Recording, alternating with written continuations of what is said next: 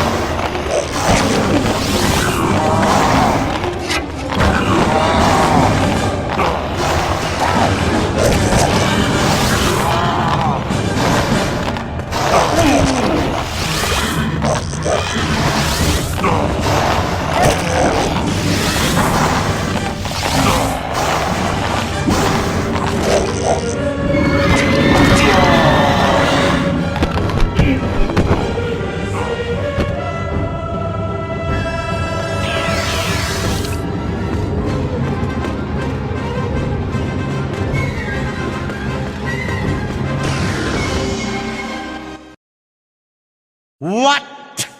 You dare defeat Lord Cardok?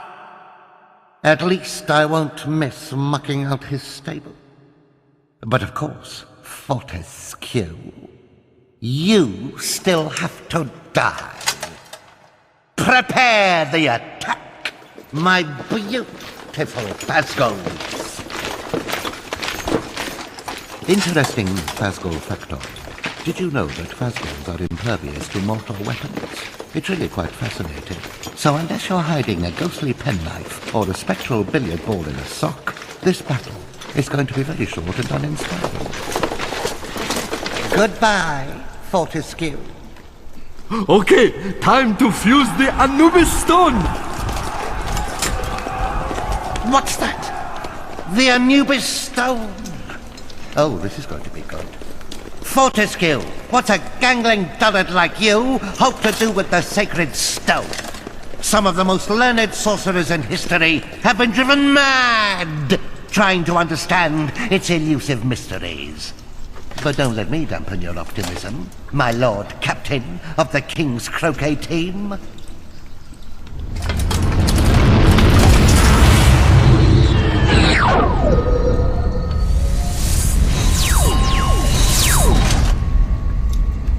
For the honor of Delamere and its suburbs.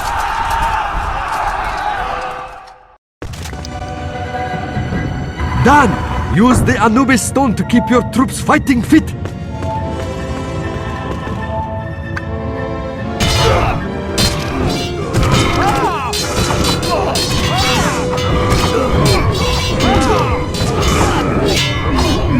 you think Sarah is taking a break, huh? No, I don't think so.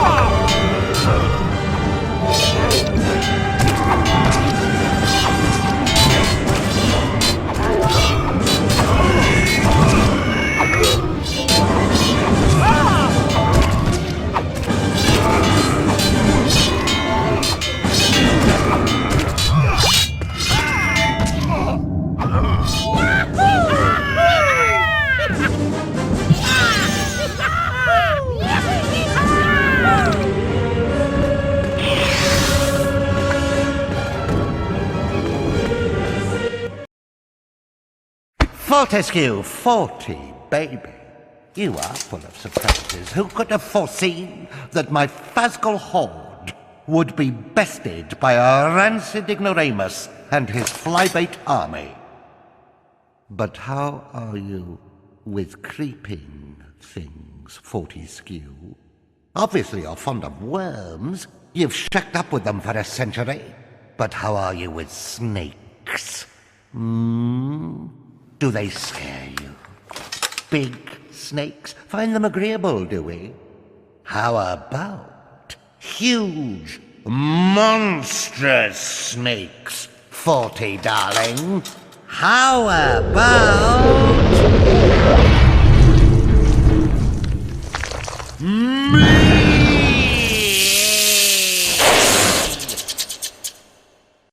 Hit him in the mouth! He don't like that, I think.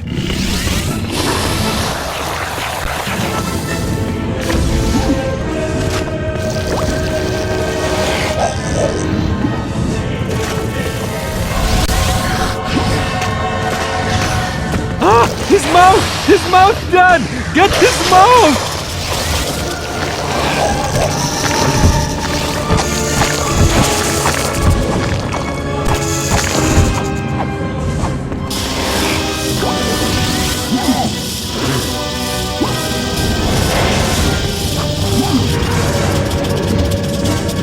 The tip of his tail, Dan!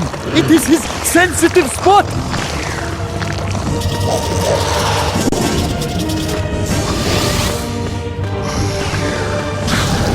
Ah! His mouth! His mouth, Dan! Get his mouth!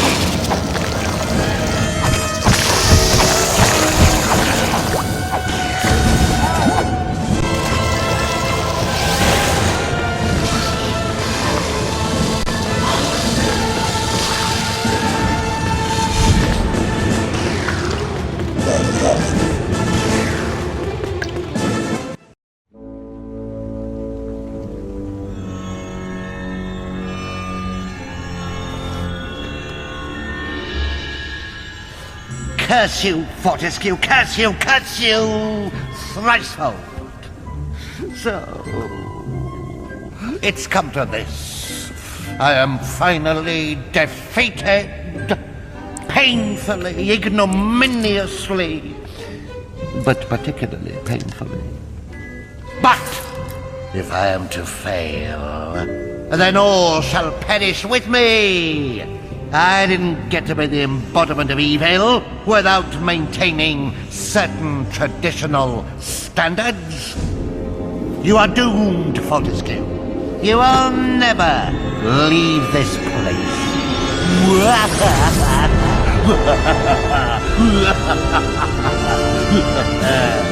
Oh, yes. Now that was an evil laugh.